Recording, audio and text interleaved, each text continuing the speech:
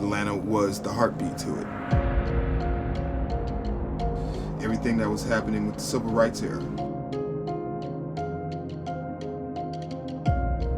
The civil rights movement is not just a period of activism between the 1940s and the 1960s. You know, anytime something goes on in the area, anything pertaining with Martin Luther King, it all starts right here. Everything about this community was meant for African Americans to feel empowered. It's an ongoing struggle.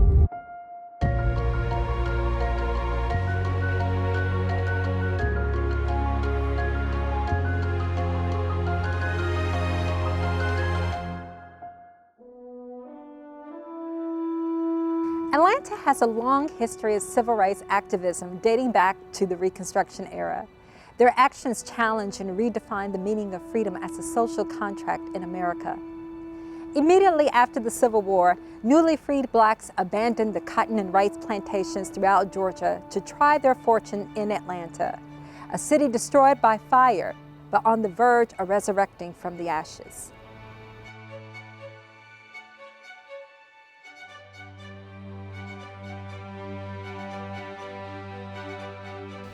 Atlanta had its period of that southern royalty city. We had the Civil War, the burning of Atlanta, and then we rose like a phoenix. So we adjust to whatever's happening.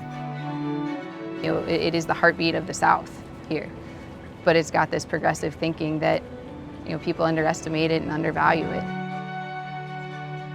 So early on in the beginning, there were a certain demographic of individuals within the city that wanted to push towards progressive change, to get things right between blacks and whites. And so Reconstruction was such a wonderful, but yet troublesome period in the United States, because there was this tug of war between those who had power, who wanted to retain that power, wanted to hold on to it, and then those who were coming into power as well too, such as African Americans.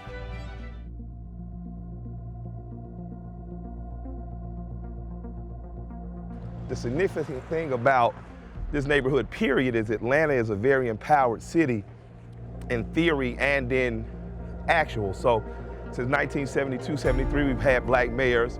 So all these schools, everything about this neighborhood, everything about this community was meant for African Americans to feel empowered. From Joseph B. Boone to Tiger Flowers, who was a famous boxer, streets named for him. Everything about this is, I didn't have to go anywhere looking for black power. I was living it, you know? So Atlanta's a great city like that. So you have all these exciting things that were going on 20 years prior to the passing of the Civil Rights Act.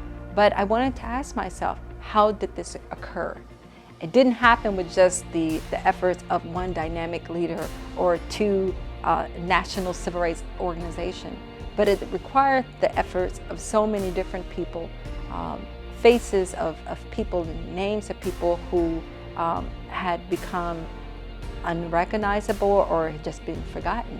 So I wanted to challenge myself in that way, to make the unfamiliar familiar.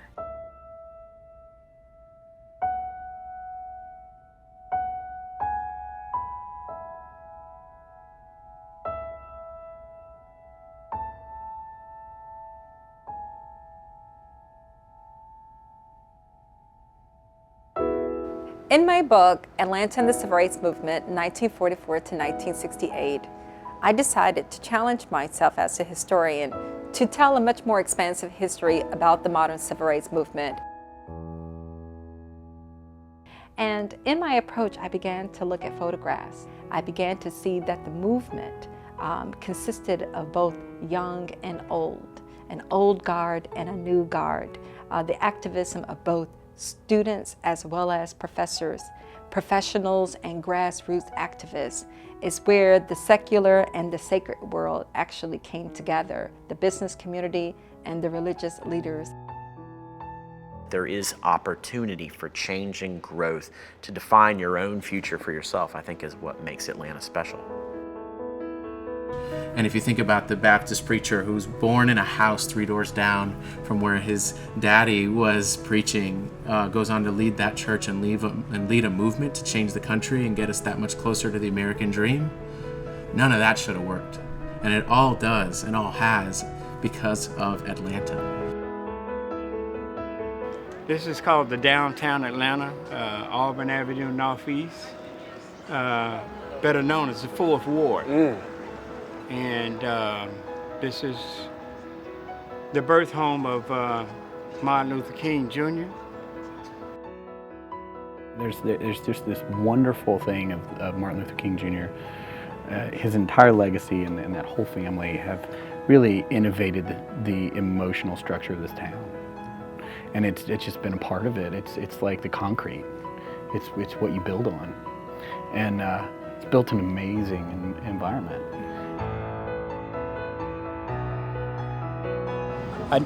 In knowing the history and what has transpired in this church, it's just so awesome to walk through and to look and see the photos and the various things that has taken place in this church that you can read about, to know that it's happened here. And it's a warm feeling to know that you're on this type of sacred ground. Okay? I'm gonna end it there. All right. Yeah.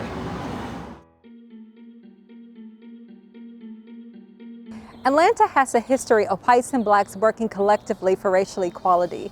We truly see this with the Southern Regional Council, which was founded in Atlanta, the NAACP, the Urban League, and even earlier with the emergence of historically black colleges in the city, founded by Northern whites who believed that education was a civil right. Although a progressive city, Atlanta was not a racial utopia. As African Americans and members of the Jewish faith gained economic power, they were met with fierce opposition by supporters of the status quo, namely white supremacy. But what happened here in Atlanta that's really remarkable was that these individuals, members of the white community, the white teachers, the white professors, the white board members, the white philanthropists, they were risking their lives to actually educate African Americans. I feel it's my ancestral duty to vote because of the blood that was shed in order for it to happen. But what makes Atlanta so unique, and I think this is why Atlanta is considered to be the epicenter of the civil rights movement, is because it had the largest consortium of black colleges and universities. You have a responsibility to the people that were in this restaurant in 1947 and 57 and 67, to the people that, you know, marched and that lost life, for the people that lost job and a way to afford to take care of their family, for the men that met right next door at the old Pascal's restaurant, for the students that went to the AUC. You're supposed to. It's for me as an African American, it's a way of paying my ancestral ties.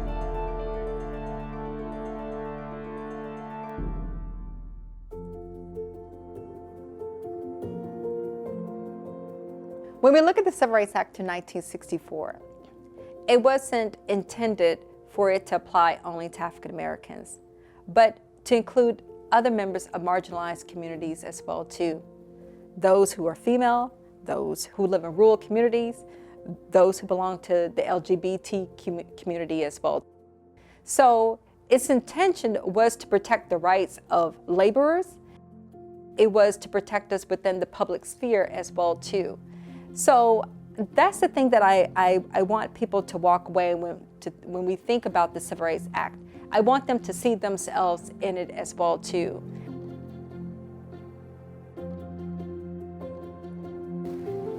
My kids, they have no idea that there was a struggle. Like, you have to teach them because they don't see it around themselves. And that's an accomplishment. You know, wherever you might be coming from, there's opportunity here, that gate is not closed, right? That this is a terminal where anyone can make a stop and move up in their lives, right? There is opportunity for change and growth to define your own future for yourself, I think, is what makes Atlanta special.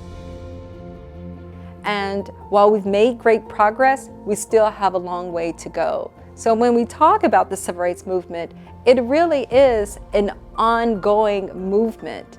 We have to continue to fight for people who are marginalized and who are underrepresented. And it's still needed today. 50 years later, we still have to talk about all the things that was articulated in the Declaration of Human Rights, as well as the Appeal for Human Rights that was actually authored by Rosalind Pope, who was a student at Spelman and was an activist in 1960. All the things such as health care, equal education, voting protection, housing, all of these things that were articulated in the civil rights movement still apply to us today. I just want to encourage that person who doesn't know if people will accept them for who they are. But regardless, embrace the things that make you unique, even if it makes others uncomfortable, including yourself. Atlanta is an amazing place. I feel like it's an embodiment of America. Atlanta is global. Atlanta is cultural. And the idea that anyone can come here. And that's why I love living here. Atlanta is educated. Atlanta is progressive. And Atlanta already is something, the rest of the world just doesn't know it yet. And once they find that out, it's gonna be game on.